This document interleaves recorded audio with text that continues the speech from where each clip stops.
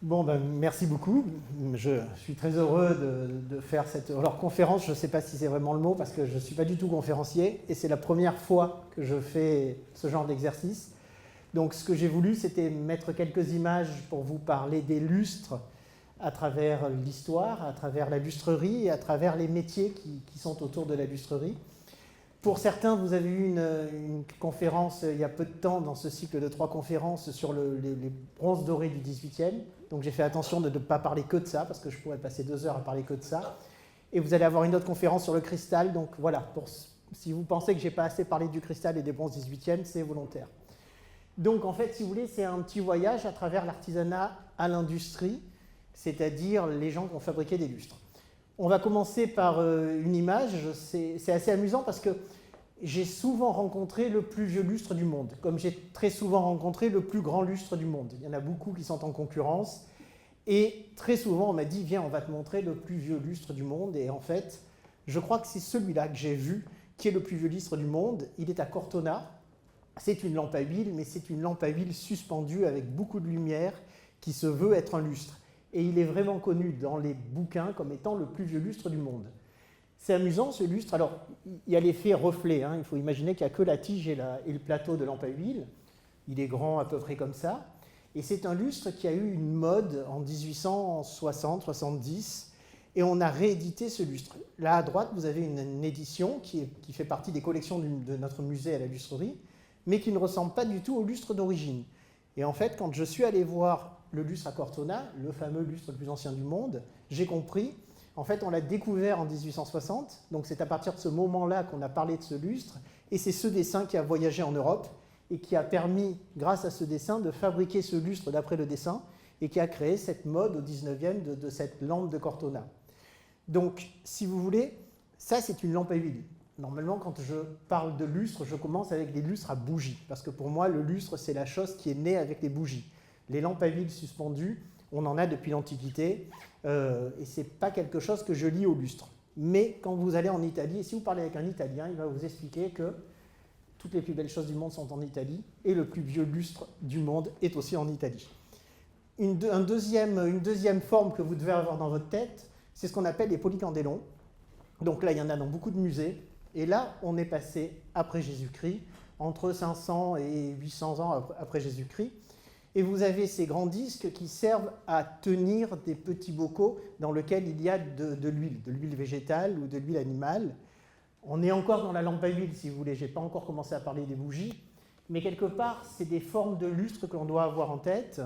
Et puis, vous avez celui qui est tout en bas, qui est aussi une suspension à lampe à huile, mais qui sont accrochés au plafond et qui sont dans le centre des pièces. C'est pour ça que on va dire que notre tête l'associe à un lustre, c'est le centre de la pièce. On peut même voir ce genre de choses, ce genre d'objets, qui étaient vendus à l'époque par les bouchers, où on avait un espèce de cercle en bois, et le boucher vendait le suie, la graisse, avec lequel on s'éclairait. Et puis, enfin, arrive la chandelle, fabriquée par les chandeliers, et ces chandelles-là sont en suif, donc cette graisse d'animal, c'est pour ça que ça vient en fait des boucheries, c'est là où on a récupéré ces graisses animales. Ce suif va avoir l'inconvénient de faire énormément de fumée et de sentir mauvais. Donc en fait, à ce moment-là, la notion de lustre à chandelle, de lustre à bougie, n'est pas considérée comme un objet de luxe, c'est considéré comme un objet utilitaire. Et puis, la bougie en cire va arriver à la fin du Moyen-Âge, une bougie en cire d'abeille. La bougie va coûter extrêmement cher, elle va avoir une lumière et une odeur de miel, c'est ce que j'ai lu dans des inventaires. Et là, l'objet qui va tenir l'objet qui tient cet objet de luxe, cet objet de symbole de la bougie, va devenir le lustre tel qu'on l'entend. Les bougies coûtent extrêmement cher, donc elles vont essayer d'être remplacées rapidement par la paraffine. Vous savez, qu'est-ce que j'avais mis voilà, la stéarine, merci, voilà. Donc ça, c'est le suie. Et puis, vous avez après la paraffine qui va faire ces bougies blanches que l'on connaît aujourd'hui et qui coûteront beaucoup moins cher. C'est pour ça que les lustres du 19e, dans lesquels on utilise ces bougies, ont beaucoup plus de bougies que les lustres du 18e. Regardez autour de vous, vous avez énormément de lustres sur ces bougies, alors que quand vous avez le même lustre à plaquettes du 18e siècle, ce genre de lustre a 8 bougies ou 10 bougies maximum, et des grands fers de lance. Et au 19e, les bougies coûtant moins cher, on va multiplier le nombre de sources lumineuses, et la mode va enlever les fers de lance, donc les petits poignards, les petites pyramides que vous avez au milieu des lustres, pour les remplacer par des bougies. Quand on continue à parler de forme de lustre, on se retrouve donc avec ces bougies en cire, avec deux formes de lustre. La forme de lustre, on va dire d'église ou de cathédrale, à droite, avec le serpent qui se bat contre l'oiseau, le bien et le mal, qui sont en fait les lustres d'église, les lustres de cathédrale, et puis la couronne à ma droite ou à ma gauche. Donc là, vous avez celle de notre musée, et là, vous avez l'archive de l'encyclopédie des lustres, qui est en fait une couronne royale, une couronne de seigneur. Pourquoi j'ai mis ces deux lustres-là? On va passer vite, Inès. Pourquoi j'ai mis ces deux lustres-là? C'est qu'en fait, au début des lustres à bougies, qui utilise les lustres à bougies? Ce sont à la fois les lieux de culte et les lieux des seigneurs, des châteaux, parce qu'en fait, ce sont les lieux où la symbolique de la protection. C'est-à-dire que vous vous placez sous la protection du Seigneur pour vous protéger du diable et des péchés, vous placez sous la protection des seigneurs pour vous protéger des envahisseurs, et quelque part, ils montrent leur puissance avec les bougies et les lustres. Donc le lustre, à ce moment-là, ne sert pas à éclairer, mais est un objet de symbole, un objet régalien qui va montrer justement le pouvoir de la personne qui possède cette lumière. Si vous avez les lustres, vous vivez à l'heure que vous voulez. Quand vous n'avez pas les lustres, vous devez vivre à l'heure du soleil. Donc voilà, au Moyen-Âge, là on est 15e, 16e siècle, ces lustres-là. Après, évidemment, on ne peut pas parler de lustres d'église et de lustres religieux sans parler des lustres à la Vierge, ces grands lustres gothiques. Alors on est vraiment au gothique primitif, hein. Comme on a tous entendu parler récemment de Notre-Dame, on sait que le gothique commence au XIIe siècle. Et là, vous avez ces lustres à la Vierge, avec la Vierge enflammée, la Vierge à l'enfant, avec le sceptre, et puis ici, Saint-Sébastien et les archers qui lui tirent dessus. J'ai mis ce lustre-là parce que je l'avais dans nos archives. Je pense que c'est un des plus vieux lustres que j'ai restauré. Il est classé monument historique, et il vient d'une petite église dans un petit village du Tarn. Et en fait, l'église est plus petite que le lustre. Quand on rentre, le lustre a un côté énorme. Mais les seigneurs qui vivaient dans ce village ont promis de faire un immense cadeau à l'église s'ils étaient protégés de la peste. Ils ne sont pas morts, ils ont fait le cadeau. Et il y a cet énorme lustre qui est dans cette église, qui correspond au grand lustre que nous avons en général dans les grandes cathédrales du Nord, Allemagne, etc. Donc, après, alors voilà, ça aussi c'est un lustre de nos collections. Donc ce tableau de Van Eyck nous permet de dater ce lustre antérieur à 1434, puisqu'on sait que le tableau est de 1434. Et on a ce lustre avec ses bougies, qui est le plus vieux lustre que nous avons exposé dans le musée à la lustrerie. Et là, on voit vraiment la chandelle, avec la possibilité d'enlever la chandelle, les lustres qui se démontent. À l'intérieur, la possibilité de mettre de l'encens. Donc, vous voyez le problème de l'odeur des lustres. Alors, si le lustre est utilisé avec des bougies en cire, on n'a pas ce problème d'odeur. Et ce lustre-là, vraiment parle de seigneurs, de personnes importantes que l'on a sur le tableau de Van Eyck. Je pourrais vous parler pendant 1 heure du tableau de Van Eyck, mais je crois que j'ai droit à 1 minute et demie par slide, donc il faut que j'avance. Encore un lustre. Alors, si je vous ai mis ces images-là, c'est pour que vous ayez en tête la chronologie des lustres. Là, on n'est pas encore arrivé au XVIIe siècle, on est encore dans les lustres dits gothiques. Et donc là, vous avez un lustre qui est du XVe siècle, que nous avions dans nos collections à la lustrerie et que nous avons vendu au Centre des Monuments Nationaux pour aller au château de Carouge. Donc aujourd'hui, vous pouvez le voir à Carouge. Et là, on est dans ces lustres, vous voyez, ces lustres gothiques, mais qui n'ont rien de lustre religieux. On a la même forme, mais qu'elle passe des édifices religieux ou des lieux importants du pouvoir. Les lustres sont un petit peu différents. Là, sur le lustre, vous ne le voyez pas bien, mais là, vous avez des chiens, des bergers et un chevalier au milieu. C'est exactement la même logique que le lustre tout à l'heure où on avait la Vierge, l'enfant et Saint-Georges ou bien Saint-Sébastien. Mais là, on est dans quelque chose de beaucoup plus privé. C'est des lustres qui sont assez rares parce que le métal, le cuivre, le bronze qui servait à faire ces lustres a souvent été réemployé. Donc il n'était pas rare que ces lustres-là soient fondus. Je vous ai mis, puisqu'on parle de gothique, qu'est-ce qu'a donné le gothique après. Donc là, on est au 19e, avec des lustres amusants de notre collection. Un lustre en bois, typiquement gothique du 19e. Un lustre du 20e siècle, avec une lumière électrique au milieu, anglais, parce que le gothique, chez nous, c'est le style des cathédrales, mais dans le reste du monde, c'est un style. D'ailleurs, c'est amusant, le gothique, dans le reste du monde, s'appelait à l'époque le style français. Et puis là, vous avez un lustre en argent du début du XIXe siècle, qui est une très très belle pièce, toujours dans ce très beau style gothique. Là, je vais vous parler des lustres hollandais. Alors pourquoi j'ai fait ça? C'est parce que c'est ce que vous allez voir tout le temps dans le début des lustres. Quand on parle du début du lustre, on passe vraiment de la lampe à huile au lustre gothique, néo-gothique, en tout cas avec ses formes un petit peu liées à l'architecture gothique. Et puis on arrive à ces lustres hollandais. Pourquoi ils s'appellent hollandais? C'est parce qu'en fait, ils viennent d'une ville dans les Flandres qui s'appelle Dinant, où on a appris à tourner le métal. Et donc la dinanderie, ces lustres en métal tourné vont être très à la mode. Aujourd'hui, Dinant, c'est en Hollande. Et donc, on a appelé ces lustres hollandais, mais à l'époque, ils s'appellent des lustres des Flandres. Et vous avez ce tableau de Werner, qui est du XVIIe siècle, dans lequel on peut aussi dater les lustres. Parce que je me sers énormément des tableaux pour dater les lustres en disant, à cette époque-là, il y avait déjà ces lustres-là, sachant que les lustres étaient mis pour un moment. Il est courant de trouver un tableau, je ne sais pas, des tableaux de la Galerie des Glaces ou des gravures de la Galerie des Glaces, je n'en ai jamais vu deux fois avec les mêmes lustres. Les lustres étaient vraiment mis pour un moment à cette époque-là. Donc là, vous avez ce lustre-là, sans bougie, qui est exposé, et on a comme ça ce lustre hollandais. J'imagine que vous avez tous vu ces lustres hollandais. C'est vraiment, je dirais que dans le collectif, ce sont les lustres les plus anciens que l'on avait avec nous, qui nous ont accompagnés. Là, on est au XVIIe siècle. Inès continue. Voilà d'autres lustres hollandais de cette époque-là. Donc le lustre en métal argenté. Ces lustres très somptueux au milieu, c'est des lustres que nous avons fabriqués pour la cathédrale d'Albi. Alors je vous les ai mis parce qu'ils ont un petit truc amusant.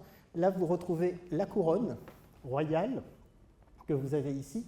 Et au-dessus de la couronne royale, la croix. Parce qu'évidemment, le Seigneur est au-dessus du roi. Quand il y a une hiérarchie, qu'on met les deux, on met la croix en haut. Ce sont des lustres que l'on a refabriqués d'après Archie pour la cathédrale d'Albi. Et puis à droite, un lustre somptueux hollandais. Là, je vous ai mis d'autres lustres hollandais, parce que cette mode de lustre hollandais, quand on en parle, on pense toujours que ça a toujours été fabriqué en Hollande, mais en fait, pas du tout. Ça part de Hollande, et cette mode a fait des lustres partout en Europe. Celui-là, c'est typiquement le lustre hollandais anglais, que l'on retrouve dans tous les monuments historiques anglais. Celui-là est russe, avec cette croix et cette manière de traiter des bougies, et puis vous avez des pics cierges, enfin il y a des petits pics cierges ici, un peu tout mélangé.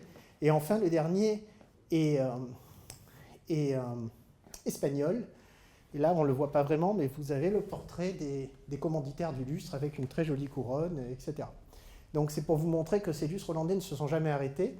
Le prochain slide, vous avez au 19e, où on a continué à fabriquer ces lustres hollandais, où vous avez ici un lustre hollandais de l'hôtel Salomon de Rothschild avec ses gros poissons ciselés. Et à droite, les lustres que nous avons réalisés et restaurés pour la cathédrale Nevski, rue d'Aru, ici à Paris, la cathédrale franco-russe. Mais il y a énormément de lustres similaires au Kremlin, dans toutes les parties religieuses du Kremlin. Voilà, alors c'était pour vous montrer, ce que j'ai voulu faire là, c'était vous montrer la forme des lustres. Dans l'histoire des lustres, vous devez vous frapper ces quelques images pour arriver au somptueux lustre à bougie du XVIIIe siècle.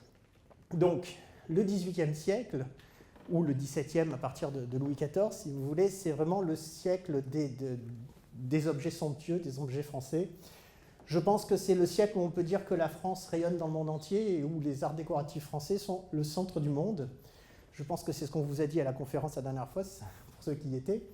Et je vais vous parler des commandes royales, de la construction du château de Versailles, évidemment, qui est quelque chose qui met un point de départ à ces grands châteaux de réception et puis ces châteaux défensifs, avec vraiment cette notion de se défendre en montrant son pouvoir plutôt que de se défendre en attendant qu'on vienne vous assaillir.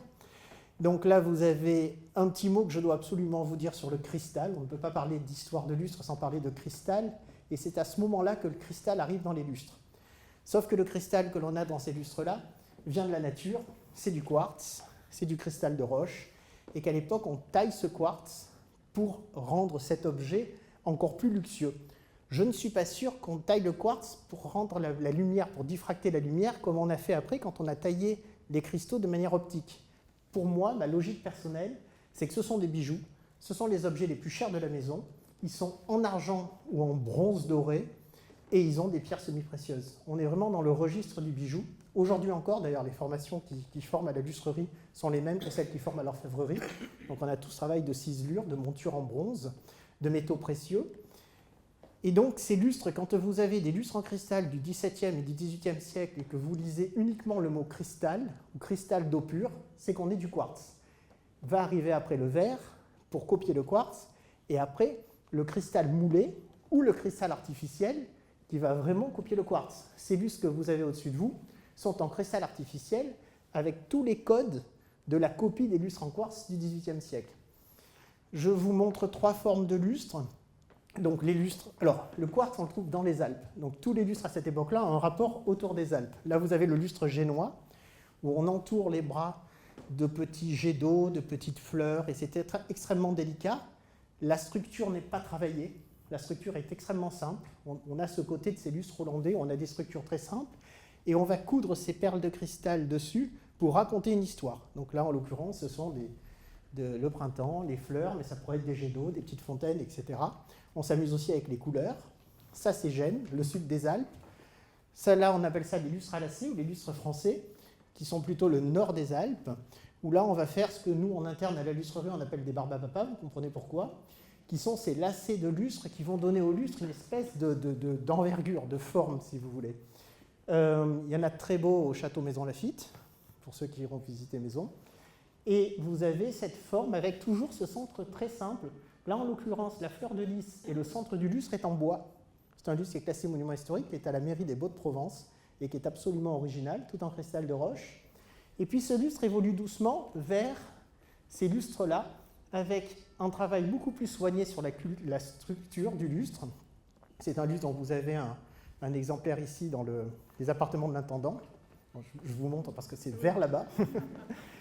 Et donc ces lustres sont faits par une famille qui s'appelle les Metellino, très très connue en Italie, à Milan. C'est là qu'était fait en fait le commerce du cristal de roche. C'était les Milanais qui vendaient ce cristal de roche et il était monté par les bronziers. Et les Metellino fabriquaient des aiguières, des objets absolument extraordinaires. Et d'ailleurs, on retrouve les anses des aiguières dans ce lustre-là. Mais surtout, on commence à laisser tomber les perles avec des gouttes d'eau et un petit côté fleurs naturaliste pour aller vers vraiment des pétales, des feuilles, des formes qui sont plus travaillées. Je n'ose pas imaginer combien coûtait ce lustre-là à l'époque, mais j'imagine qu'avec les miroirs, c'était les objets les plus chers des demeures royales. Évidemment, quand on parle des miroirs, on est obligé de passer par la Galerie des Glaces. Donc, toutes les demeures royales avaient un cabinet au miroir, une petite pièce remplie de miroirs. Louis XIV a voulu avoir le plus grand cabinet au miroir du monde, donc 357 miroirs. Tout le monde le connaît, c'est la Galerie des Glaces, c'est assez extraordinaire.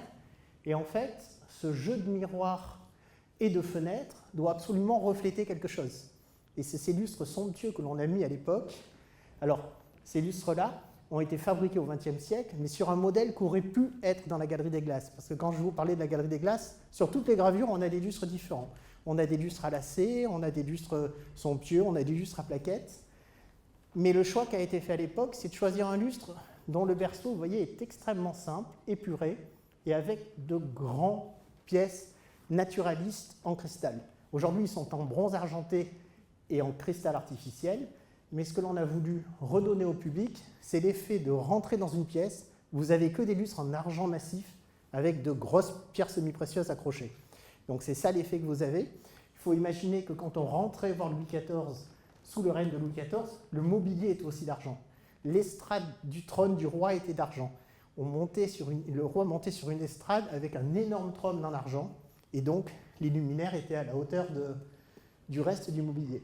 Aujourd'hui, on a un peu l'impression qu'on rentre dans un hall de gare vide, entre guillemets, mais à l'époque, il faut imaginer que le mobilier était aussi somptueux que tout le reste et que la peinture n'était qu'un décor. Je vous dis ça parce qu'on a décidé d'enlever les lustres, forcément, pour que l'on voit mieux la peinture. Et donc, c'est dommage, mais ça fait partie de la liberté que l'on a avec des lustres, de pouvoir en jouer, les enlever, les remettre et s'amuser avec. Et c'est assez amusant de les enlever parce que vous avez l'impression d'entrer dans un nouveau lieu qui raconte une nouvelle histoire pour un nouveau moment. Donc voilà, la Galerie des Glaces. Donc là, ah oui, évidemment, mon dernier slide. À ce moment-là, il n'y a pas que des lustres en cristal de roche pour les commandes royales. Il y a aussi le verre qui imite le cristal de roche. Et les verres à l'époque sont faits avec des oxydes de métaux qui font qu'en fait, les lustres, en vieillissant, en se solarisant, les verres vont changer de couleur. Et donc vous allez avoir ces décors. Alors j'ai mis 2 lustres de notre collection et celui-là qui est au Louvre, où vous allez avoir ces cristaux qui vont vieillir en devenant gris, violet, rose, jaune, fumé, qui sont en fait les oxydes de métaux qui réagissent. Pourquoi ceux-là, les oxydes de métaux sont restés blancs, ce que vous avez au-dessus de vous? C'est qu'à la fin du XVIIIe siècle, les Anglais vont nous apprendre à mettre du plomb à l'intérieur du verre, et ça va devenir ce qu'aujourd'hui nous avons en tête comme cristal, en fait. Pourquoi du plomb? Juste un petit mot sur le cristal, je sais pas, bon, je sais que j'ai pas le droit de faire ça, mais non, normalement on vous en a parlé la semaine dernière, mais en fait, si vous voulez, pour faire des cristaux, il faut des fours. On est au XVIIe siècle, les fours sont à bois, et en fait, en Angleterre, avec le bois, ils font les bateaux. Et les bateaux en Angleterre, c'est la défense. Donc à un moment, on leur demande de ne plus utiliser pour faire des fours de verre du bois, et ils vont utiliser l'ancêtre du pétrole, de la houille ou des choses qui sont très polluantes, et ils vont chercher à purifier leur verre. Et donc c'est en cherchant à purifier leur verre qu'ils vont avoir l'idée de mettre du plomb dans leur verre. Ça va devenir le cristal artificiel. Vous savez que le plomb a une température de fusion très basse, et en fait, après ça, les cristaux vont se tailler comme du caramel ou comme du beurre. Et c'est pour ça que les lustres anglais sont des lustres en cristal taillé, alors que nous, les lustres français, on va y revenir, c'est toujours une armature de bronze, une armature très très noble, qui soutient des pierres.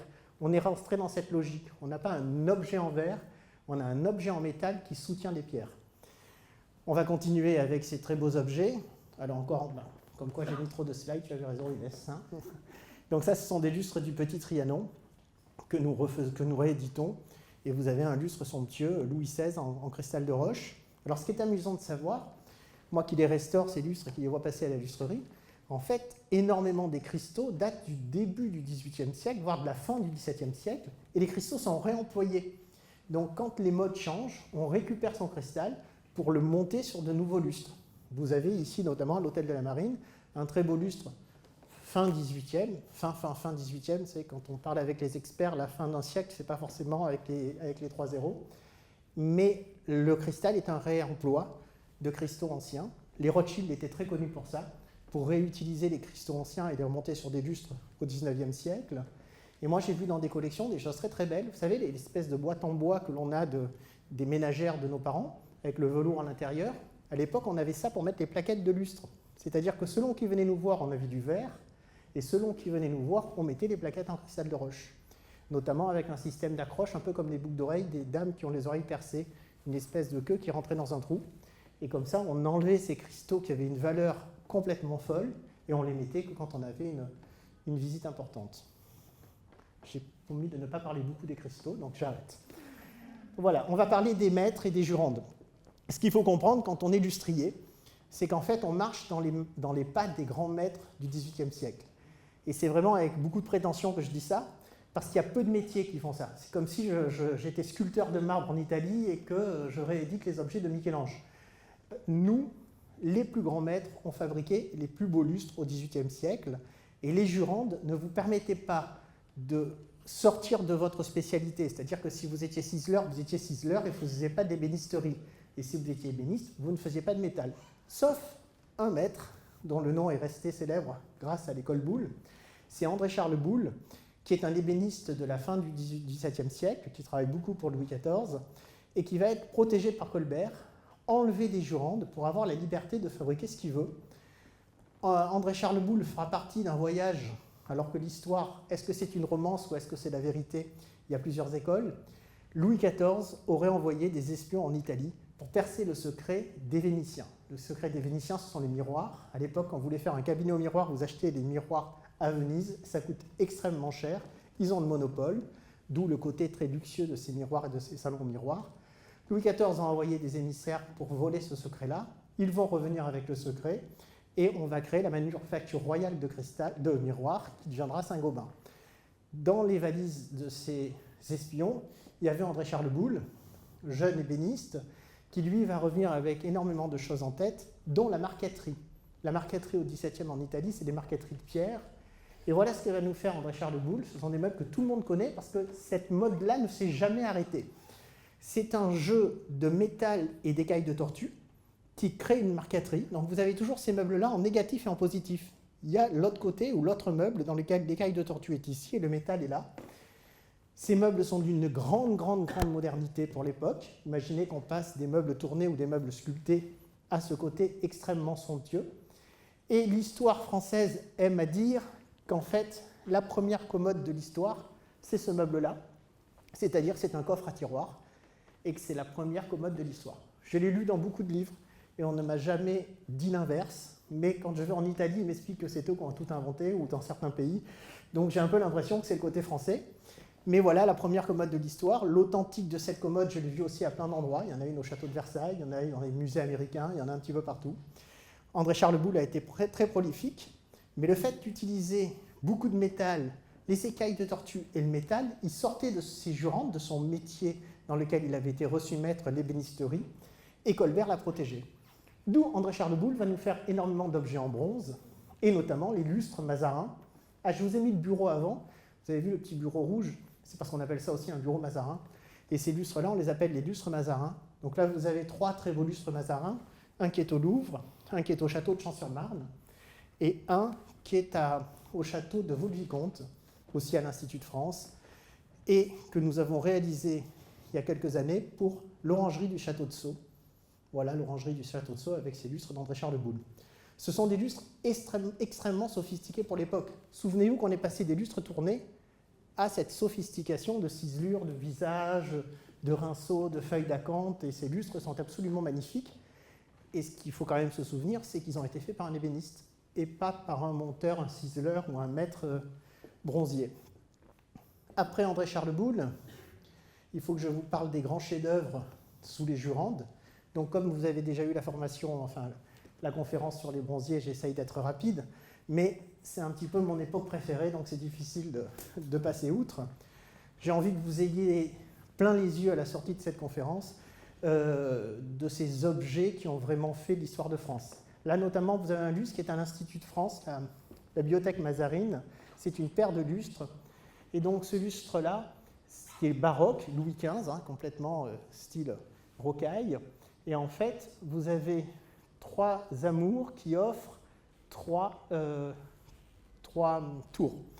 Les 3 tours, c'est le symbole du marquisat de Pompadour. Louis XV va offrir à Madame Poisson sa jeune maîtresse et va la faire devenir marquise de Pompadour. Pour vous donner un ordre d'idée, offrir un lustre à cette époque-là, c'est comme aujourd'hui offrir l'objet le plus somptueux que vous pouvez trouver. C'est ce qu'offre le roi à sa maîtresse. Donc on est dans du niveau là. Vous avez un petit ange avec, ou un amour, c'est un amour, un ange, je ne sais plus si lequel a les ailes, avec un corps de chasse, parce qu'ils se sont rencontrés dans une partie de chasse. De l'autre côté, vous avez les perdrix, symbole justement du roi et sa maîtresse, de l'amour. Et enfin, Cupidon, pour ceux qui n'ont pas bien compris. C'est une de mes pièces préférées.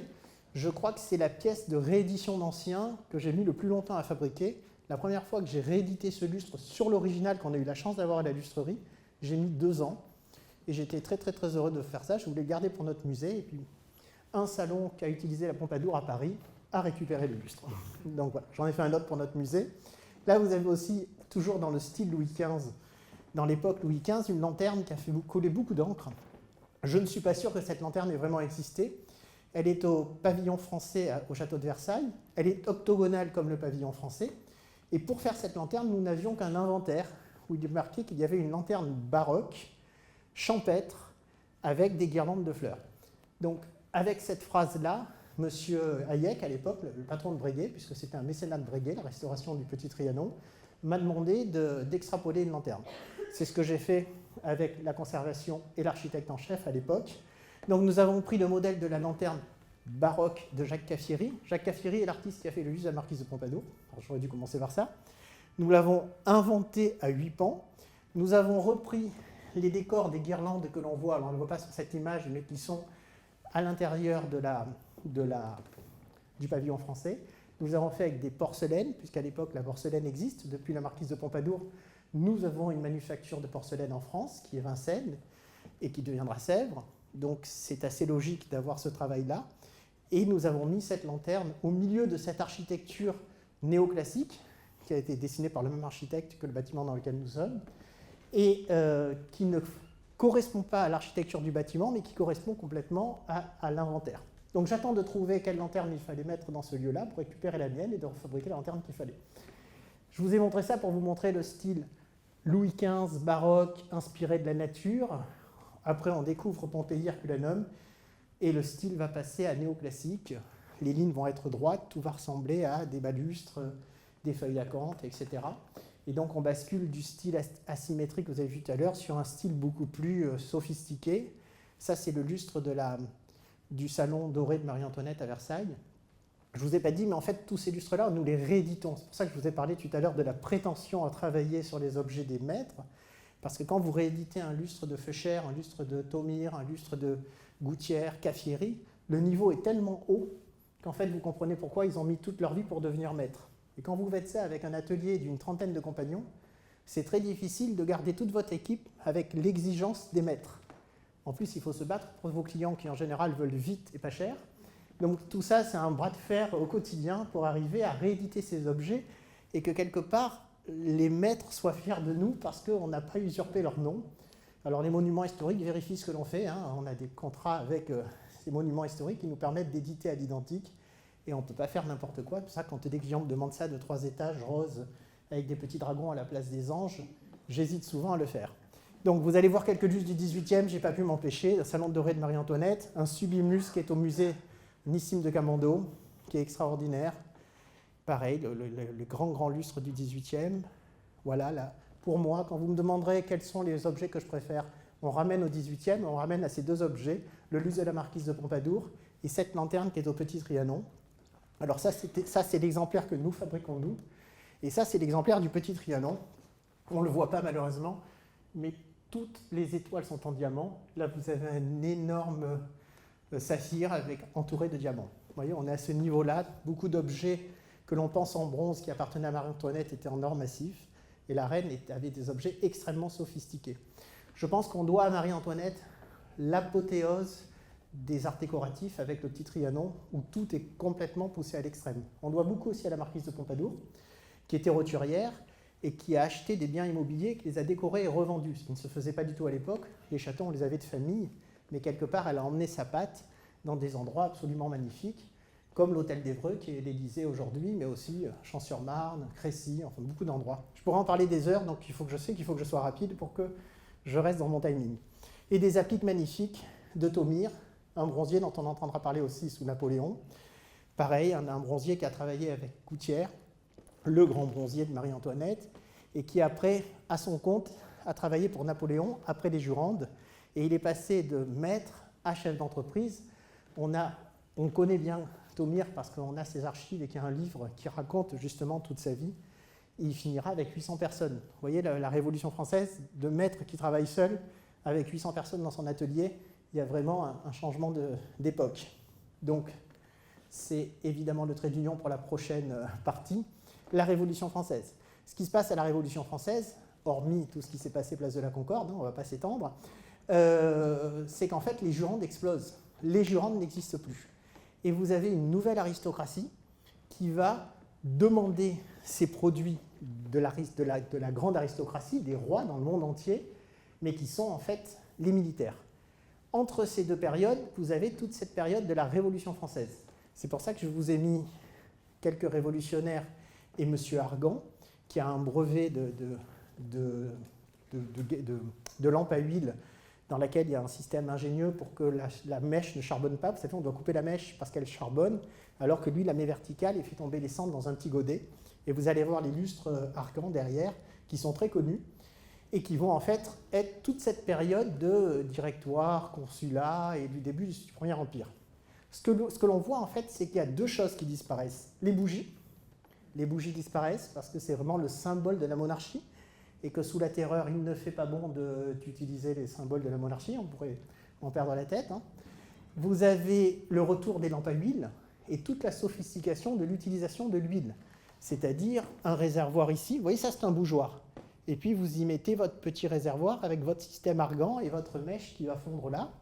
Vous avez un lustre avec le réservoir au centre, et là vous avez un lustre avec le réservoir périphérique. L'idée étant d'éclairer longtemps la réserve d'huile et le fait que l'on n'ait pas besoin de couper la mèche, et l'idée étant de ne pas projeter l'ombre du réservoir contre les murs, parce que ça, ce serait très disgracieux. Mais surtout, ce métier-là s'appelle la ferblanterie, parce qu'on utilise la plupart du temps du fer. Et pourquoi on utilise du fer? C'est parce qu'en fait, à ce moment-là, il est interdit d'utiliser du bronze. Parce que quand nous gagnons les batailles contre les Autrichiens, par exemple, on ramène tous les canons des Autrichiens et on crée la colonne d'Austerlitz, la colonne Vendôme, pardon, avec la bataille d'Austerlitz. Mais quand on commence à perdre les batailles, c'est eux qui partent avec nos canons. Et pour défendre la France contre toutes les monarchies qui trouvent que nos idées révolutionnaires, ce n'est pas l'idéal, eh ben, il faut que, notamment Napoléon, défende la France et crée un maximum de canons. Donc plus du tout d'utilisation de métal, de bronze en fait. Donc vous avez ce fer qui est souvent peint en vert pour imiter la couleur de l'oxydation du cuivre, avec des rechampis dorés, etc. Alors j'ai mis ces lustres-là parce que je suis très fier. Nous avons réalisé pour le château de Bussy-Rabutin, avec le Centre des Monuments Nationaux.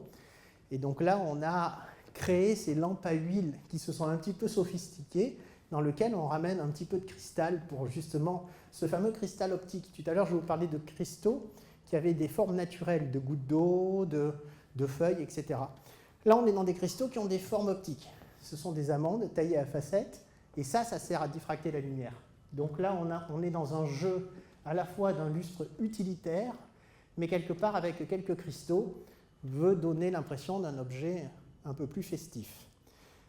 Ça, c'est la partie de la Révolution française et de la ferblanterie. Tout le monde connaît la fin de l'histoire. Napoléon, on n'a plus droit, on a un empereur. Globalement, pour les lustres, ça ne change pas grand-chose. Sauf que la nouvelle aristocratie va faire que les commandes vont être extrêmement rapides. Il faut refaire tous les intérieurs de tous les bâtiments. On a dégrafé tout ce qui était monarchique pour mettre ce qui est empire. Ce ne sont plus la famille et tous les aristocrates qui vont acheter, mais les maréchaux et la première ligne de Napoléon. Et on va assister à ce genre de décor. Souvenez-vous qu'on a découvert Pompéi et qu'on est toujours dans cette époque néoclassique. On va assister à ce genre de décor, ce genre de grands lustres avec des pampilles. Alors ces pampilles sont fabriquées à Montseny, quasiment toutes au même endroit. Ce sont des pampilles des amandes ou des myrzas, enfin ce sont des pampilles taillées à facettes pour justement diffracter la lumière. Là, on multiplie les sources lumineuses. On a vraiment des décors néo-antiques. Vous le voyez là avec les cariatides ailées, vous le voyez avec ce lustre-là, vous voyez avec ces personnages. Sur mon ordinateur, je vous assure, ça se voyait très bien. Ces personnages qui sont vraiment des personnages de l'antique. Pour ceux qui connaissent un peu l'Empire, on entend souvent parler de Persée et Fontaine. Persée et Fontaine étaient les décorateurs de Napoléon. Mais en fait, Persée et Fontaine n'étaient pas du tout décorateurs, ils étaient archéologues. Donc les décors d'Empire sont des copies pures et dures de ce qu'ils ont trouvé pendant les campagnes napoléoniennes. Et moi j'ai toujours, étant français, pensé que c'était les autres qui nous avaient copiés et que nous on avait dessiné le style Empire. Mais en fait, en allant voir tous ces musées et toutes ces ruines dans lesquelles vous avez ces palmettes et ces décors, je me suis aperçu qu'on était à l'identique. Et c'est en lisant sur Persée et Fontaine que j'ai découvert qu'ils étaient archéologues et qu'on comprend bien pourquoi on est aussi parfait.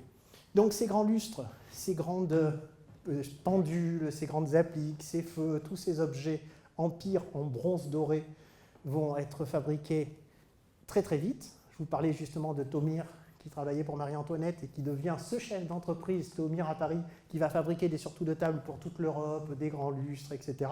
Mais il y a énormément de noms qui sont très connus, les Raviro, les Audio, etc. Et puis, j'ai dû mettre, qu'est-ce que j'ai mis après, Inès? Vas-y, ah oui, alors j'ai parlé de grands décors. Vous voyez les dessins de Persée et Fontaine, par exemple. J'ai parlé de grands décors parce que là, on est dans du décor. On va vite, Louis XV, Louis XVI, commander des œuvres d'art à des maîtres. C'est comme commander une statue en bronze à Michel-Ange, une statue en marbre à Michel-Ange. Là, on a besoin de rééquiper cette nouvelle aristocratie et on va fabriquer les lustres très très vite. Vont apparaître ce genre de lustres. Alors ce qui est amusant aussi, c'est que les frontières ont bougé. C'est-à-dire que la France, à un moment, c'est beaucoup plus grand, c'est quasiment l'Europe d'aujourd'hui, et puis ça se réduit très vite. Là, vous avez des lustres de style empire, on va dire, mais qui sont vraiment des décors. Je vous mets ça en opposition avec les lustres que je vous ai montrés qui pèsent 300 kg, qui étaient tout en bronze et en cristal de roche, ciselés, dorés, et qui étaient des chefs-d'œuvre. Là, on est avec du bois et du fer, c'est italien, donc toujours ce petit côté empire, mais avec un petit ange. Les Italiens, forcément, il y a un petit peu de romantisme. Là, on a laissé tomber le romantisme, c'est autrichien. Et là, c'est de la résine. Alors, ce n'est pas la résine que l'on a aujourd'hui, c'est de la poudre de bois et de la colle qui vont créer ce lustre-là. Et là-bas, c'est de la tôle, en fait, qui donne l'impression aussi d'un très beau lustre, mais c'est uniquement de la tôle, des feuilles de tôle. C'est pour vous montrer qu'en fait, on est passé dans la notion de décor. Et ça va encore plus loin dans les lustres en cristal. Là, vous avez des lustres d'Europe du Nord. Celui là-bas au fond, c'est Berlin, c'est Schinkel, Carl Friedrich Schinkel. Le lustre est en plomb, en bois et en fer. On est vraiment dans du faux décor, si vous voulez, comme si c'était du papier mâché. Au milieu, vous avez des lustres d'Europe du Nord, donc russes et allemands, dans lesquels vous avez des lustres que nous on appelle accordéons. Il n'y a absolument rien dans ce lustre. Il rentrerait dans une valise. C'est-à-dire qu'il y a des chaînes, des verres, de dessous, ça a l'air très meublé, mais en fait, ça pèse 10 kg, quand le lustre de Caffieri pesait presque 300 kg. Donc vous voyez ce 19e, cette accélération qui nous a emmenés dans toute cette Europe, maintenant, avec ses nouvelles frontières, dans des lustres de décor. On continue. Donc je voudrais vous parler justement des grandes entreprises. Et puis, j'ai tendance à dire, moi étant restaurateur de lustres français, normalement, la vie s'arrête au 18e. La Révolution française, après, ce ne sont que des pâles copies. Mais le 19e, et on le voit dans cette salle, nous a quand même fait quelques chefs-d'œuvre et quelques lustres vraiment imposants, avec justement ces grandes architectures. Je vous ai mis quelques images de lustres. Là, vous avez un lustre Louis XVI, à l'antique, néoclassique, mais lui a gardé l'éclairage à l'huile. Parce que l'éclairage à l'huile par rapport à l'éclairage à la bougie, c'est beaucoup plus pratique, ça coûte 1000 fois moins cher. Et qu'est-ce qu'on a après la Révolution française? On a la bourgeoisie. C'est-à-dire on n'a plus l'aristocratie avec Madame la Comtesse ou Madame la Baronne, à qui on doit mettre tant de bougies quand elle se balade dans les couloirs, tant de bougies quand elle reçoit telle personne, où tout est codé, et la bougie est vraiment un symbole important. Là, on commence à s'éclairer, entre guillemets. Donc les lampes à huile sont bienvenues. Là, vous avez un lustre magnifique, qui n'est pas très loin d'ici, qui est un siège social d'AXA, hôtel de la Vaupalière, un lustre qui a été fait pour Louis-Philippe, dans lequel vous avez un lustre à bougie quand vous recevez l'aristocratie. Là, elle est revenue, forcément, les Orléans. Là, vous avez les lampes à huile pour s'éclairer. Et à l'intérieur, vous avez avec un Montebès un système de lampes à huile pour éclairer une table dessous. Donc on commence à se poser beaucoup plus de questions d'éclairage, sachant que sous l'Ancien Régime, le lustre, c'est vraiment l'objet régalien, c'est l'objet de pouvoir. Je vous ai mis encore quelques lustres de ces époques-là qui sont très riches, donc vraiment des lustres à l'antique. Il y a un lustre de Barbedienne qui est très connu, qui est au château de Sceaux, qui est un lustre sublime, qui est un de mes lustres préférés du 19e siècle. Et puis je vous ai mis cette lampe à huile vraiment à l'antique. Donc on va maximiser, si vous voulez, la copie des choses que l'on avait avant. Le gothique va être vraiment du gothique, l'antique va être vraiment à l'antique. Et puis cette petite signature Musée du Louvre qui est dans ce lustre-là, dans lequel vous avez l'original de la sculpture qui a été réduite. Et c'est comme nous, si vous voulez, nous aussi dans nos lustres, il y a des numéros et on sait de quel musée ça vient. Donc j'étais très content de voir que j'ai rien inventé. Au 19e, on faisait déjà la même chose.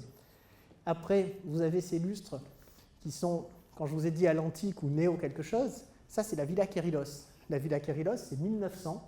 Et vous savez, ces lustres dont je vous ai montré les photos avec les polycandélons, quand on était, je ne sais pas, 700 ou 800 ans au début de notre ère. Ce qui est très amusant, c'est que j'ai appris ça il n'y a pas longtemps quand on a restauré les lustres, où les deux charmantes personnes du CMN sont venues faire une conférence à la lustrerie. En fait, l'architecte qui a dessiné ces lustres-là, parce que ça me posait un problème, moi. La Villa Kérilos est très très juste une villa grecque posée sur la côte d'Azur, sur un rocher. C'est absolument somptueux. Et elle est remplie de polycandélons. Et donc je me suis dit, là on parle de l'Antiquité, ils ont copié l'Antiquité, et pourquoi ils sont allés mettre ces polycandélons qui sont un petit peu plus modernes, et puis il y en a beaucoup, beaucoup, beaucoup. Et en fait, j'ai appris que l'architecte qui avait dessiné les plans de cette maison avait été, avant d'être architecte, archéologue, et avait fait tous ses stages d'études en Turquie. Donc ça vous rappelle une histoire, mais la Turquie, vous vous souvenez qu'ils se sont éclairés pendant très très très longtemps avec ces lustres-là. Quand vous allez encore aujourd'hui à Sainte-Sophie, vous avez ces énormes polycandélons qui sont toujours à la mode, entre guillemets, puisqu'ils sont modernes, et qui s'éclairent avec ces lampes à huile. Donc voilà pourquoi ces lustres-là dans la Villa Kérilos ne nous parlent pas forcément des lustres de l'Antiquité, mais de la vision qu'on en a en 1900. Je continue avec des lustres, ah oui, des lustres importants du 19e siècle, forcément. Est-ce que vous connaissez ce lustre? Est-ce que vous avez déjà vu ce lustre? Ouais, je suis un peu déçu là quand même. Ce n'est pas Notre-Dame à gauche, là. Saint-Denis, bravo. Bon, il y en a qui connaissent. Donc ce lustre-là, il y a quelques années, on l'a enlevé à Notre-Dame. Donc il était tout noir et tout vieux. Et puis, Notre-Dame ne le voulait plus. On l'a gardé pendant 3 ans à la lustrerie, en se demandant qu'est-ce qu'ils allaient en faire. Moi, j'étais très content de l'avoir parce qu'il est immense. Hein, et c'est un tiers de la pièce que vous avez ici. Et en fait, à un moment, plus personne ne voulait ce lustre-là. Il a fini à Saint-Denis. Juste pour vous montrer, voilà comment était éclairée Notre-Dame à l'époque. Il ne faut pas que j'aille de ce côté. À l'époque de Viollet-le-Duc, les lustres que vous connaissez, que vous avez vus aujourd'hui dans les arches ici, étaient dans la nef et dans le chœur. Et au milieu, vous aviez ce grand lustre-là. Aujourd'hui, ça a un petit peu changé. Voilà, nous avons restauré les lustres l'année dernière de Notre-Dame et nous avons replacé dans les arches, et pas du tout comme ils étaient à l'époque. Donc aujourd'hui, dans les lustres de Notre-Dame, il y en a un à Saint-Denis et les autres sont à Notre-Dame. Ce n'était pas pour vous raconter ça que j'ai mis ces lustres-là, c'est pour vous parler justement du fait que l'architecte, au XIXe siècle, va commencer à dessiner les lustres de ces décorations, de ces lieux. Et ça, on va continuer, je vais vous montrer d'autres lustres et vous comprendrez pourquoi plus tard. Ah oui, ça c'est les lustres importants. Ça. Si vous me parlez des lustres dont je suis le plus fier, c'est peut-être la restauration du Kremlin et la réédition des lustres du Kremlin que nous avons fait pour le siège social de Huawei en Chine. Donc il fallait imaginer que ce lustre-là fait 10 mètres de haut et 8 tonnes et que nous avons eu une commande d'un client qui nous a dit « Je veux cette salle-là et la fameuse salle blanche, vous savez, avec le tapis rouge où on voit toujours Poutine traverser. » Et que nous nous sommes dit « Banco, on va les fabriquer. De toute façon, ce sont des Français qui les ont fabriqués au XIXe siècle. On devrait être capable. » C'est Félix Chopin, un bronzier français, qui est parti en Russie pour fabriquer ces lustres. Et donc nous avons réédité les lustres du Kremlin. Alors aujourd'hui, malheureusement, politiquement parlant, c'est pas très correct, mais je suis toujours très fier d'avoir réalisé ce challenge-là avec mon équipe d'une trentaine ou d'une quarantaine de compagnons, sachant qu'à l'époque, Félix Potin à Saint-Pétersbourg, ils sont presque 1 millier pour fabriquer ces lustres-là pour le Kremlin.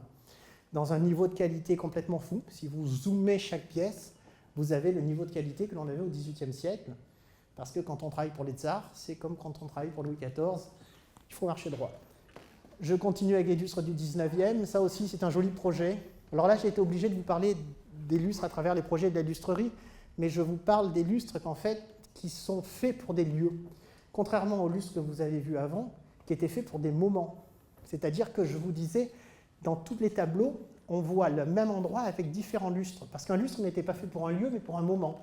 La marquise de Pompadour, Louis XVI, Marie-Antoinette avaient une collection de sublimes lustres, et ils vous demandaient de les mettre là ou là, pour quelque chose, pour un dîner, pour un concert, pour qu'il se passe quelque chose, avec le jeu justement de bouger et de ne pas voir que l'on changeait les bougies, comme changer les tables. Je regarde le CMN parce que ici à l'hôtel de la Marine, ils connaissent quelque chose que peu de Français connaissent, qui sont les tables volantes, où pendant que vous regardiez la pièce d'à côté, on vous changeait la table descendait dans le sol, on vous en mettait une nouvelle, et vous passiez du poisson à la viande en un claque de doigts.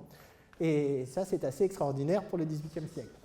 Ça, c'est le lustre que nous avons fait pour le théâtre impérial au château de Fontainebleau, qui est 19e, et que je vous ai mis pour vous parler juste encore une fois de ces lustres qui ont huile et bougie, et que l'on voyait rarement avec les deux. C'est-à-dire que vous aviez le lustre à bougie ou le lustre à huile. C'est une histoire amusante. On a refabriqué ce lustre en récupérant dans un panier en osier les pièces d'origine. Le théâtre impérial à Fontainebleau est dans un état de conservation complètement fou. Tout est d'origine. Il a été très peu utilisé par Napoléon III. Malheureusement, le lustre a été transporté de Paris au Mobilier National, et quand il est revenu qu'un petit morceau de bronze, en fait, quelques bras, quelques morceaux de la couronne, et rien d'autre. Et nous avons refabriqué ce lustre-là, dont j'étais très fier à l'époque.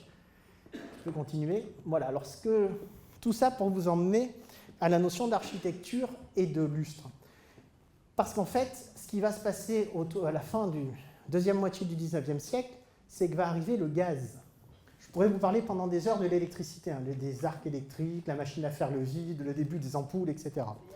Mais là, on va parler du gaz. Le gaz qui arrive aux États-Unis au milieu du 19e et chez nous un peu plus tardif, va faire qu'en fait, les lustres vont être dessinés par les architectes. Parce que le fait que vous ayez du gaz fait qu'en fait, le lustre, pour le coup, il est sédentaire. Là, il ne bougera pas. Il est au bout d'un tube avec un manchon étanche pour pouvoir éclairer la pièce. Ça, ce sont le lustre que nous avons refait pour l'opéra de Philadelphie. Alors, quand les lustres passent au gaz, en général, quand les lustres passent du gaz à l'électricité, on coupe tout ce qui est gaz, ou on renverse les bras pour que la lumière aille vers le bas et que le lustre ressemble à un lustre électrique. C'est ce qu'on avait trouvé à Philadelphie, on a refabriqué le lustre. Ça, c'est un de mes lieux emblématiques pour moi en termes de lustrier à Paris, c'est le Palais Garnier. Quand on a restauré les lustres du Grand Foyer, on a sorti ces lustres par les fenêtres parce qu'ils étaient trop lourds pour poser sur le sol. Et on a restauré ces lustres. Alors, je suis très fier parce que j'ai fait ça il y a 25 ans, donc vous imaginez. Je ne vous dis pas mon âge, mais c'était le début de ma carrière. Et en fait, ces lustres-là, complètement dessinés par Charles Garnier, comme tout le décor que vous avez autour. Rien n'est laissé au hasard. Charles Garnier, c'est un Grand Prix de Rome. C'est un artiste complet qui va tout dessiner. Et là, pour moi, ça change beaucoup. Parce qu'on n'est plus dans l'œuvre d'art qui est fait comme un bijou qu'on pourrait vous offrir. Là, on est dans la suite du trait du bâtiment. Donc les lustres là sont faits avec des lumières vers le haut qui répondent au plafond, des lumières vers le bas qui éclairent les personnes, qui éclairent le mur, tout se répond. Si vous enlevez les lustres de ces décors-là, ce n'est pas possible. Dans une pièce comme ça, vous pouvez faire un bal en mettant que les lustres latéraux, vous pouvez faire un dîner en mettant que le lustre central, vous pouvez jouer comme vous voulez avec les lustres. Alors que dans cet opéra, si vous enlevez les lustres, vous ne comprenez plus les décors, vous n'éclairez plus les décors, et les décors qui sont faits pour rendre hommage aux bougies, quelque part, ont des décors qui sont striés avec de l'or, différentes couleurs d'or, et vous ne pouvez pas les comprendre sans les lustres. Un petit peu plus loin, voilà, donc c'est ce travail que je parle d'architecture. Ça, c'est un de nos plus beaux chantiers, je pense. C'était une quinzaine d'années avant le Kremlin.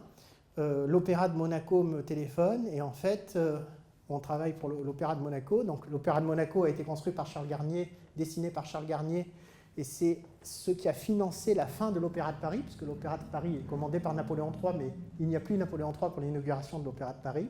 Les finances arrivent de Monaco en échange d'une salle de spectacle réalisée par Charles Garnier et tous les artistes qui ont travaillé à Paris. Donc, à Monaco, ils ont un lustre encore plus beau que celui de la salle de Paris, sauf qu'ils l'ont plus, forcément. Comme je vous ai dit, le passage au gaz a fait qu'il a disparu. Et quand je vais visiter la salle, je n'ai que la partie plafonnier en cristal ici qui bouche le trou. Et j'ai l'impression que je suis devant un lustre des années 30 et que le grand lustre de Monaco est perdu. On retrouve dans les archives une photo, puis un descriptif, et grâce à la photo, on va refabriquer ce lustre. Donc 5 mètres de haut, 500 lumières, 5 tonnes, différentes couleurs d'or. On peut rentrer à l'intérieur. Vous voyez, il y a des personnes qui marchent à l'intérieur du lustre. Absolument quelque chose d'extraordinaire. Et c'est là que j'ai compris cette notion justement de décor qui fait que vous avez des verrines ici avec du gaz qui éclaire le plafond. Là, vous avez aussi des éclairages. Vous avez cette partie-là qui éclaire ce grand décor. Vous avez cette partie-là qui éclaire les loges et la partie la plus riche du décor. Et là, qui va éclairer vers le bas.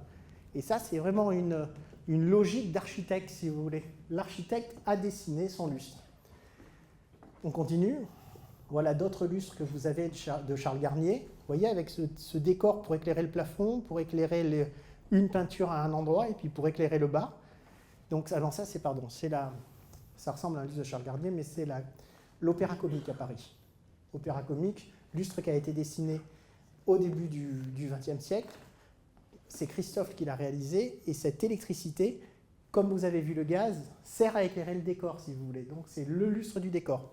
Et en bas, c'est la rotonde des abonnés de l'Opéra de Paris.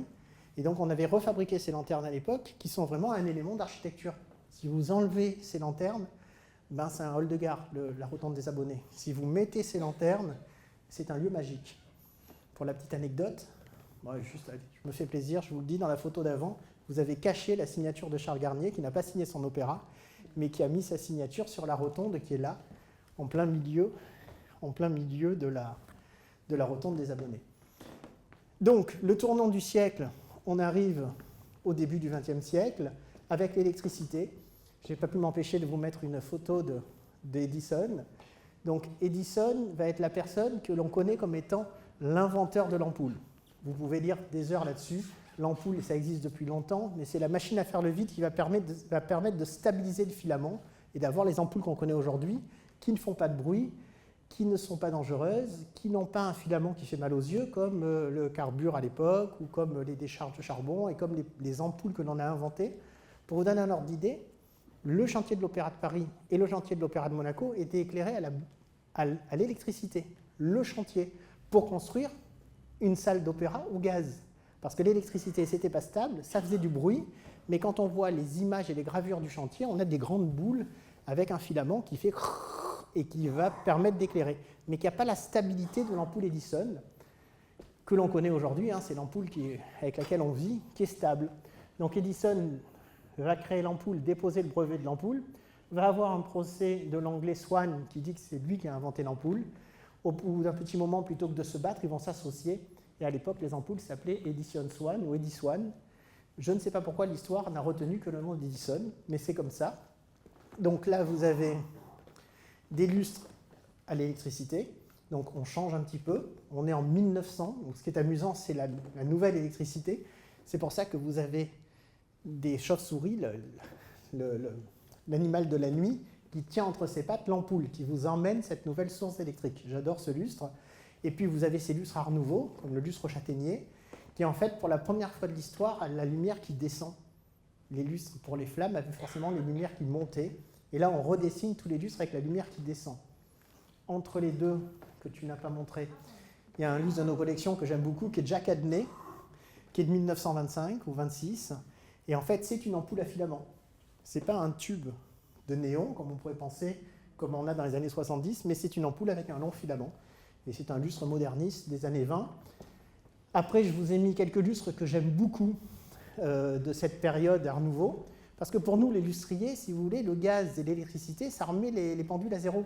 C'est-à-dire qu'on doit redessiner des lustres autour de cette nouvelle possibilité qui est de faire descendre la lumière. Donc on reprend les décors qu'on avait à l'époque avec le cristal, mais cette fois-ci, ce sont des cascades d'eau avec l'ampoule à l'intérieur. On met l'ampoule derrière des verres, comme c'est ce lustre de Jeanne Philot, où on a ces lustres de Joseph Hoffmann, qui sont 1900 aussi, qui sont des lustres baroques inspirés de la nature, un grand palmier, mais cette fois-ci qui cachent des ampoules qui éclairent vers le bas. Donc ces lustres-là, pour l'époque, sont extrêmement modernes.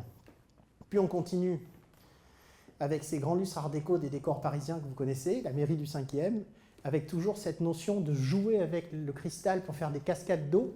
Moi, ça me rappelle quasiment les lustres à lacets, ça. Si on n'a que ces petites perles qui vous racontent quelque chose de naturel, sauf que les sources sont cachées à l'intérieur.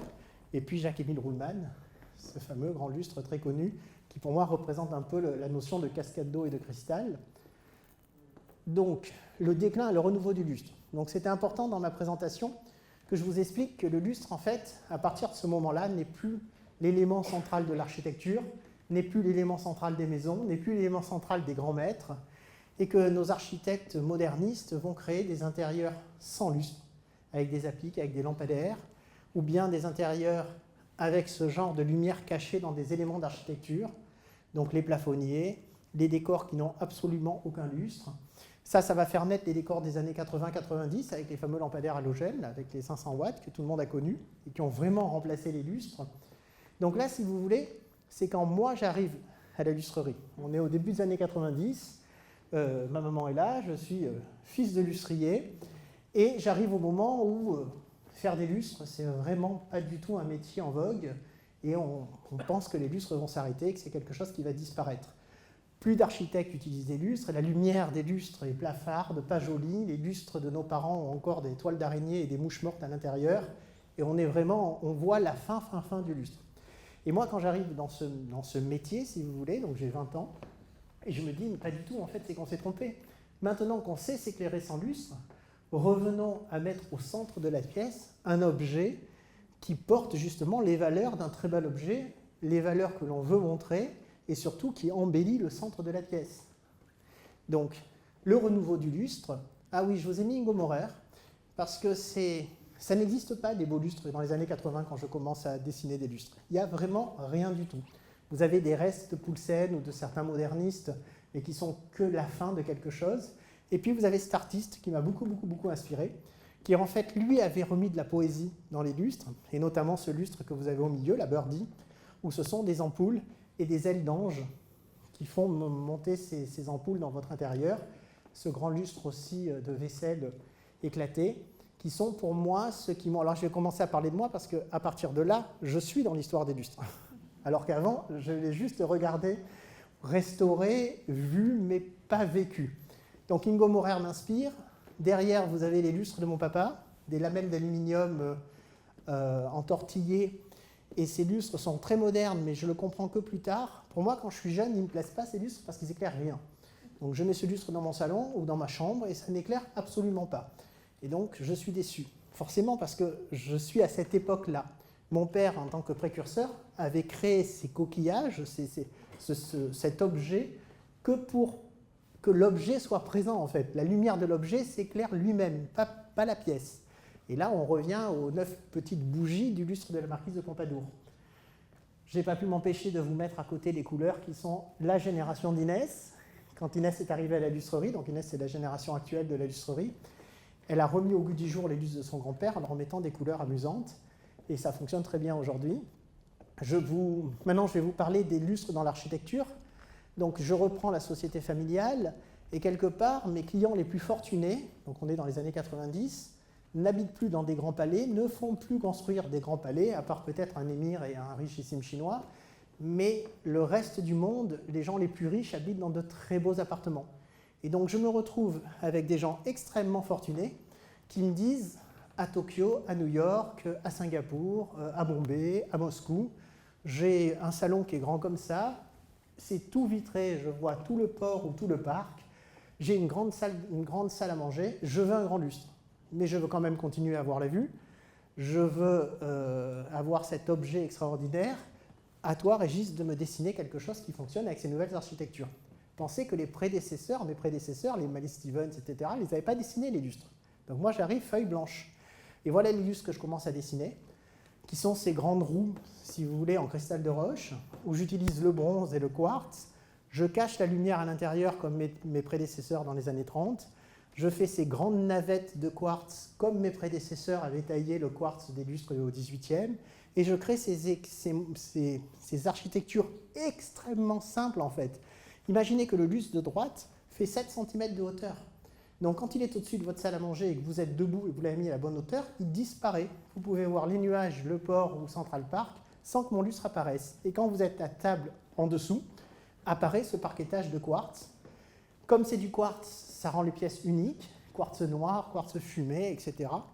Et ce qui fait qu'avec ces lustres-là, je ramène ce côté de noblesse de l'objet accroché au plafond dans les appartements qui pouvaient jusque-là très bien se passer de moi.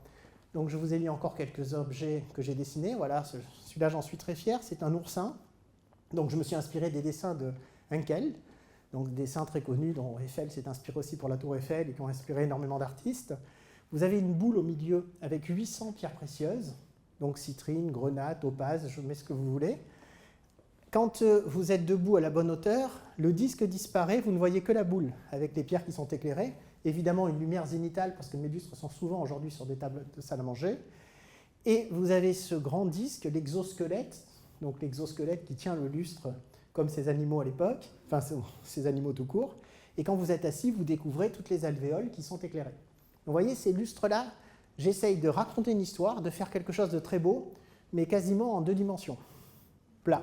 Alors que j'ai l'habitude de dire que je travaille en 4 dimensions, moi, avec les 3 dimensions de la sculpture et la lumière. Et puis voilà un autre lustre que j'aime beaucoup, toujours inspiré d'Eckel. Donc c'est une grande méduse. Et là, je m'amuse avec l'ombre, si vous voulez. C'est-à-dire que l'ombre du plafond, là, ce que vous voyez comme étant un petit peu des vagues, ou que j'ai créé comme étant les 20 milieux sous les mers, en fait, c'est le lustre qui crée ça. Et quand on est sous le lustre, on a l'impression d'être sous la mer avec les méduses. Quand j'ai créé ce lustre-là, c'est parce que j'en avais marre de faire des triangles, des carrés, des formes plates avec les Saturnes et les orbites et toute la collection, et que j'avais envie de revenir à ce que crée Caffieri, si vous voulez. On s'inspire de la nature, et avec du bronze, on crée un élément extraordinaire avec des tentacules en cristal de roche. Et on est, pour moi, c'est pas moderne, c'est juste une continuité de ce qui était fait avant.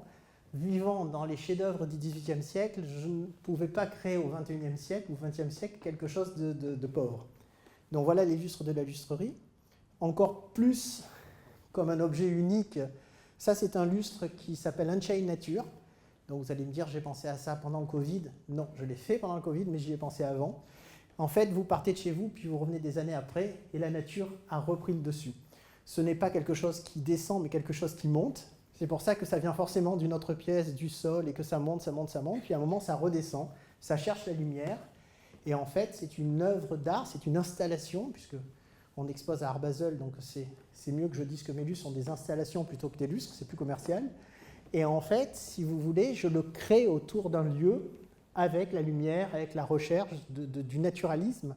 Et j'ai encore l'impression de marcher dans les pas du baroque et de l'art nouveau et de tous ces moments de la vie où on a voulu s'inspirer de la nature. Continue. Voilà, maintenant, normalement, je n'aurais pas dû vous parler de Mathieu Lussery avant maintenant, mais maintenant, je vous parle 2 minutes de Mathieu Lussery. Je suis dans les temps ? Non. Non, bon. J'ai un peu dépassé. Donc voilà, Mathieu Lussery, c'est dans le Luberon. C'est une entreprise, comme on vous l'a dit au début, et j'en remercie, qui est vraiment la mission de cette entreprise, puisque c'est une entreprise à mission, c'est de partager avec le public l'histoire des lustres. C'est ce que j'ai essayé de faire avec vous ce soir, mais c'est vraiment ce que nous faisons dans le Luberon. Pour ce faire, nous avons restauré une ancienne usine d'ocre. C'est très grand, c'est dans un très joli parc. C'est ouvert au public, et dans lequel vous passez à travers les lustres, à travers un musée, une grande salle qui est... Ah, non, ça c'est la marine. Voilà, une grande salle dans laquelle, vous voyez, je vous ai parlé de la Galerie des Glaces, de Jacques Cafieri, de Louis XVI, etc. Vous passez à travers les siècles. Quand nous sommes fermés, comme on l'a dit tout à l'heure, vous avez une balustrade ici, vous avez la même histoire, mais vue de l'extérieur. Vous avez des QR codes qui vous racontent une histoire pour toutes les générations. Il y a même une histoire pour les enfants. Et en fait, si vous voulez, ça c'est gratuit et c'est ouvert au public toute l'année. C'est ça qui est intéressant pour nous. C'est la manière dont vous allez voir les lustres qui vont faire que vous allez utiliser correctement des lustres et que vous allez pouvoir utiliser des métiers au service des lustres. On continue. Donc voilà, des photos de la lustrerie. Voilà nos ateliers. Alors vous voyez, c'est facile pour nous de restaurer les bustes du Kremlin. Là, il y a 14 mètres de hauteur sous plafond. Donc c'est facile, on a beaucoup de hauteur. Dieu merci, à l'époque, ils faisaient des très grands tas d'ocre et ils avaient besoin de hauteur. Et on a pu avoir la chance de récupérer ces bâtiments. C'est entre Apt, Gordes, Roussillon, je ne sais pas si vous connaissez cette région, et c'est tout rouge parce que ce sont les anciennes usines d'ocre. Donc, ce n'est pas un scoop, on l'a dit, et je suis très très fier, surtout quand je suis à Apt dans le Luberon et que je raconte ça, d'avoir un atelier place de la Concorde dans l'hôtel de la Marine, qui était à l'époque le garde-meuble de la Couronne. Donc, je suis encore ému de le dire aujourd'hui, c'est vraiment extraordinaire pour nous et une preuve de confiance parce que on est quand même une entreprise, alors on a fait énormément de chantiers parisiens, on a toujours été établi à Paris, mais on est une entreprise provinciale qui travaillons dans le monde entier. Et je crois que ce qui a été le plus dur dans ma vie, ça a été d'être reconnu par mes pairs parisiens. Mais grâce à l'hôtel de la Marine, j'y suis arrivé. Ça a été plus facile pour moi d'exposer à Art Basel que d'exposer à la Biennale des Antiquaires, il faut le savoir. Donc voilà, nos différents métiers au service des lustres, la restauration, Maxence tout fier à Notre-Dame de Paris, Jules ici dans l'atelier du garde-meuble, la réédition d'anciens, vous voyez, donc tous ces jeunes, c'est super, il y a beaucoup de filles, c'est un métier qui s'est très féminisé. Aujourd'hui, dans la ciselure, la monture, les plus grandes bains de dorure du monde, l'éclairage, donc la mise en lumière des lustres avec des brevets d'ampoules, donc ça c'est une vraie flamme. Puis vous avez l'Evo 6 qui est dans les appartements de l'intendant, l'Evo 5 qui est ici, qui est une flamme qui éclaire plus qu'une vraie flamme, mais qui est plus cohérente avec les décors du 19e siècle. Et l'Evo 4, ça c'est depuis qu'Inès travaille avec moi à l'entreprise, une ampoule trop puissante, mais que nous mettons quand même dans les restaurants, les couloirs, les montées d'escalier, etc. Toutes ces ampoules ne voulant que ressembler à des flammes avec la mèche et la flamme. Enfin, vous avez ici les rétroéclairages à l'intérieur du lustre. Un métier, voilà, la création contemporaine. Donc ces lanternes que j'ai dessinées ici pour la cour d'honneur en bas, que vous avez, j'espère, vu. Et puis un lustre, alors c'est amusant, j'ai mis ça parce que pour ne pas vous montrer que je ne crée que des choses un peu contemporaines et minimalistes, ce lustre, quand il est complètement déployé, il fait 12 mètres de haut. C'est pour une cliente indienne très connue, une fondation d'art contemporain. C'est la vie de Krishna, donc une feuille de lotus, des feuilles de pan, des pans avec des lampes à huile. Et puis vous avez ici la Terre, l'air, la galaxie, le globe terrestre avec Krishna qui descend. Krishna, si vous voulez, c'est un petit peu Jésus. Il est descendu sur Terre pour laver les péchés de tout le monde. Et quand vous faites tout ce chemin initiatique, vous retrouvez dans le cosmique, la galaxie, et un retour à zéro, puisque dans ces cultures-là, il y a toujours un retour à zéro. Donc je suis très fier d'avoir dessiné un lustre sur la vie de Krishna. Je vous avoue que j'avais un peu bu quand j'ai dit oui à la cliente, mais je l'ai fait. Et puis là, vous avez les manières dont nous avons aussi dont nous partageons nos passions à la lustrerie. L'hiver, nous faisons régulièrement une exposition sur l'automobile que nous éclairons avec nos lustres. Et alors, il vient un public complètement fou à la lustrerie. La dernière exposition que nous avons faite, entre Noël et Jour de l'An, ouvert que la nuit, de 17h à 21h, au bout du monde, vraiment au bout du monde. on a eu 55 000 visiteurs. Donc c'est Lumière sur l'automobile, un partenariat avec le Salon Rétromobile à Paris, un partenariat avec le Château de Chantilly et le concours d'élégance Art et Élégance. Donc voilà comment marier nos passions. Et l'été, nous faisons une exposition qui n'est pas une exposition automobile, en déplaise au public. Et la plus belle que j'ai faite, on ne la voit pas vraiment parce que je suis en train de la monter. Je me suis servi du grand bâtiment que nous avons en bas, le dernier bâtiment de la lustrerie, pour recréer la nef de Notre-Dame. Et pendant tout l'été de la restauration, enfin de la fin de la restauration de Notre-Dame, nous avons ouvert au public pour que le public vienne voir les lustres de Notre-Dame éclairés, restaurés, comme ils devaient être à l'époque, c'est-à-dire la nef, le chœur, la chapelle axiale, etc. Et le public était très ému de visiter en avant-première Notre-Dame. Là, vous avez un lustre tout noir. C'est un lustre, c'est le dernier que nous avons restauré, qui est resté là-bas pour montrer comment ils étaient quand ils sont arrivés. Et c'était vraiment un très beau moment. Vous voyez, les lustres, ils sont magnifiques. Les lustres des monuments historiques, dans notre usine d'Ocre, sont absolument à tomber. Et vous prenez le temps de les regarder. Dans un décor comme le Palais Garnier, il faut vraiment passer un moment pour arriver à tout détailler, jusqu'à détailler chaque petit détail des lustres. Mais quand moi je les sors, ils sont sur des briques rouges et ils existent tout seuls. Et là, le public les voit et après les reconnaît et continue à les voir dans les monuments historiques. Ah oui, évidemment, Mathieu Lustrerie, c'est au service de la mode. Nous faisons quasiment tous les lustres des grandes boutiques de mode, des Louis Vuitton, des Chanel, etc.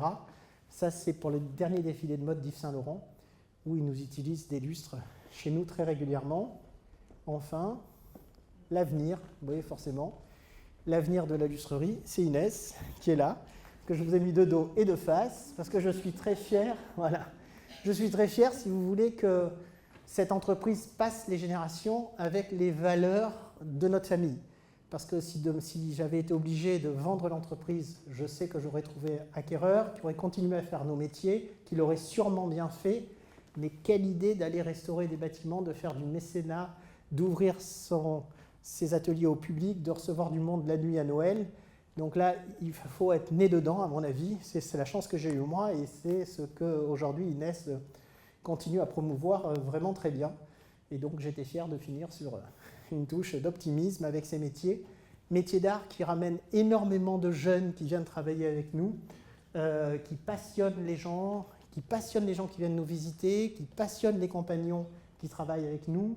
Et on a vraiment beaucoup de chance de faire ces métiers, on est dans des lieux extraordinaires. Donc voilà, il n'y a pas de raison que ça ne continue pas.